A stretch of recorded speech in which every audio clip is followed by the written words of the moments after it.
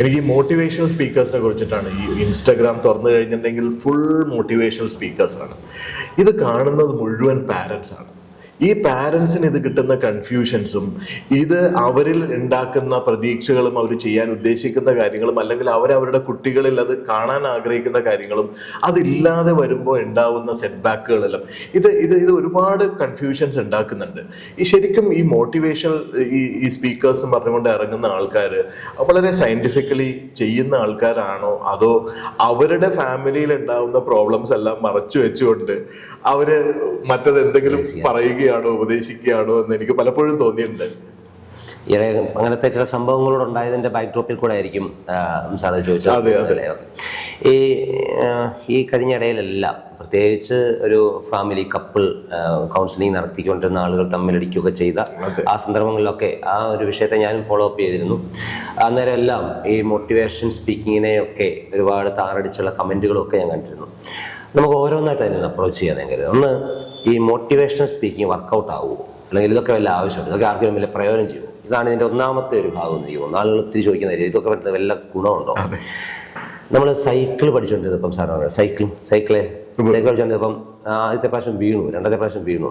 ഇങ്ങനെ ചില ആളുകൾ തന്നെത്താൻ എഴുന്നേറ്റ് വീണ്ടും സൈക്കിൾ ഓടിച്ച് പഠിച്ചു. ഇൻട്രിൻസിക് മോട്ടിവേഷൻ, അവൻ്റെ ഉള്ളിൽ നിന്ന് ആ സൈക്കിൾ ഓടിച്ച് പഠിക്കാനുള്ള മോട്ടിവേഷൻ ധാരാളം ഉണ്ടായിരുന്നു. ഇൻട്രിൻസിക് മോട്ടിവേഷൻ, അങ്ങനെയുള്ള ആളുകളുണ്ട്. ഇതിനെ ഇൻട്രിൻസിക് മോട്ടിവേഷൻ എന്ന് പറയും. ചില കുട്ടികളോട് നമ്മൾ സാരമില്ല, കുഴപ്പമില്ല, നമ്മൾ വീണെന്നിരിക്കും, പക്ഷെ എഴുന്നേറ്റ് ഓടിക്കുന്നത് കുഴപ്പമില്ല, ഇത് ഇങ്ങോട്ട് നോക്കിയിട്ട് ഓടിച്ചേ. എക്സ്ട്രിൻസിക് മോട്ടിവേഷൻ, പുറത്തുനിന്ന് നമ്മൾ കൊടുക്കുന്ന മോട്ടിവേഷൻ. ഇനി പഠിച്ചുകൊണ്ടിരുന്ന കാലത്തോട്ട് പോവാം. 10ാം ക്ലാസ്സിലേക്ക് 9ാം ക്ലാസ്സിലേക്ക് ഇത്തിരി ഉഴപ്പിയ കാലഘട്ടം വല്ല ജീവിതത്തിൽ ഉണ്ടായിട്ടുണ്ടെങ്കിൽ എനിക്കുണ്ടായിട്ടുണ്ട്. തീർച്ചയായിട്ടും. നമ്മുടെ സ്റ്റാഫ് റൂമിലേക്ക് ഒരു ടീച്ചർ വിളിക്കും, നമ്മുടെ പ്രിയപ്പെട്ട ടീച്ചർ. എനിക്കതൊരു മലയാളം ടീച്ചറായിരുന്നു. ടീച്ചർ വിളിച്ചിട്ട് പറയും, എടാ നീ ഇങ്ങനൊന്നും അല്ലായിരുന്നല്ലോ, എന്നിട്ട് പഠിച്ചുകൊണ്ടിരുന്നല്ലേ, എന്ത് ക്യാരിബറുള്ള ചേർക്കനാണ്, ഇങ്ങനെ കുഴപ്പമില്ല കേട്ടോ, ഓക്കെ, എന്താ പ്രശ്നം, ഇപ്പം എന്താ പ്രശ്നം, എന്താ പഠിക്കാൻ പറ്റാതെ, ഇങ്ങനൊന്നും അല്ല, ഇതൊന്നും അല്ല മോനെ എന്ന് പ്രതീക്ഷിക്കുന്നത് കേട്ടോ. ആ ടീച്ചറിൻ്റെ ആ സ്നേഹപ്രകടനം, ടീച്ചർ എന്നിൽ നിന്ന് പ്രതീക്ഷിക്കുന്ന ഇതല്ലെന്ന്, എനിക്കിതിനപ്പുറത്തേക്ക് സാധിക്കുമെന്നുള്ള ആ വാക്കുകൾ എന്നെ സ്വാധീനിച്ചിട്ടുണ്ട്. Personally motivation from external sources worked for me. എനിക്ക് വർക്കൗട്ടായിട്ടുണ്ട്.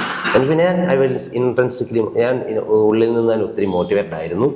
വീഴാനുള്ള ഒരുപാട് സാഹചര്യങ്ങൾ ജീവിതത്തിൽ ഉണ്ടായിരുന്നിട്ടും അങ്ങനെ വീഴുന്നില്ല എന്ന് തീരുമാനിച്ചിരുന്ന ഒരാൾ കൂടിയായിരുന്നു. അപ്പോൾ എൻ്റെ ഉള്ളിൽ ഇൻട്രിൻസിക് മോട്ടിവേഷനോടൊപ്പം തന്നെ പുറത്തു നിന്ന് ഈ സ്ട്രോക്കുകളെല്ലാം വർക്കൗട്ടായിട്ടുണ്ട്. ഇനി ഇതേ കാര്യം ഈ പറഞ്ഞ ടീച്ചർ ഒരു കുട്ടിയെ വിളിച്ച് പറയുന്നു, അതൊന്നിൽ കൂടുതൽ ആളുകളുണ്ട്, 5 പേരുണ്ട്, 10 പേരുണ്ട്, അവരോട് ഇങ്ങനെ പറയും. ആ സമയത്ത് ഒരു സെമിനാറായി മാറും, ആ സമയത്ത് ഒരു മോട്ടിവേഷൻ ക്ലാസ് ആയി മാറും. അങ്ങനെയാണിത്. ഇതിൻ്റെ പ്രോസസ്സിനെ ഇങ്ങനെ എടുത്താൽ മതി. അപ്പോൾ ഇനി എല്ലാവർക്കും ഈ മോട്ടിവേഷൻ സെമിനാർ ആവശ്യമുണ്ടോ? വേണ്ടെന്നേ. ചിലർക്ക് ഹൈലി ഇൻട്രിൻസിക്കലി മോട്ടിവേറ്റഡാണ്. ഓക്കെ, എല്ലാവർക്കും ഇത് വർക്കൗട്ട് ആവുമോ? ഇല്ല. നമ്മൾ ഓടാൻ നിൽക്കുകയാണെന്ന് കരുതുക, ഓടാൻ നിൽക്കുന്നു, ഒരു ഫയർ മറ്റേ റെഡി 1 2 3 സ്റ്റാർട്ട് പറയുന്നു. ചില ഓടാൻ നിൽക്കുന്ന ആൾ ഒരു സ്റ്റെപ്പ് എടുത്ത് മുന്നോട്ട് വെക്കുന്നത് കരുതുക. ഇയാൾ യഥാർത്ഥത്തിൽ പ്രോഗ്രസ് ചെയ്തോ? ഇല്ല, അവിടെ നിന്ന് അനങ്ങിയിട്ടേ ഉള്ളൂ, ഒന്ന് അനങ്ങിയിട്ടേ ഉള്ളൂ അല്ലേ. അയാൾ പ്രോഗ്രസ് ചെയ്തത് എവിടെയാ? ആ രണ്ടാമത്തെ ചുവടുവെടുത്ത് വെച്ചപ്പോഴാണ്. വെടിവെക്കുക അല്ലെ 1 2 3 എന്ന് പറഞ്ഞത് ഒരു മോട്ടിവേഷൻ സ്പീക്കർ ആണെങ്കിൽ ആദ്യ ചുവടെടുത്ത് വെക്കുക എന്നത് നമ്മൾ ആ സ്പീച്ച് കേട്ട് നമ്മൾ എടുക്കുക തീരുമാനമായിട്ട് എടുക്കുക. ആ തീരുമാനം നമ്മളെ ഒന്ന് അലക്കി, ഒന്ന് കുലുക്കി. ഓക്കെ, ആ തീരുമാനത്തിന് മേൽ നമ്മളെടുത്ത ആക്ഷൻ, പ്രവൃത്തി, അതാണ് ഈ രണ്ടാമത്തെ ചുവട്. അതാണ് നമ്മളെ മുന്നോട്ട് കൊണ്ടുപോയത്.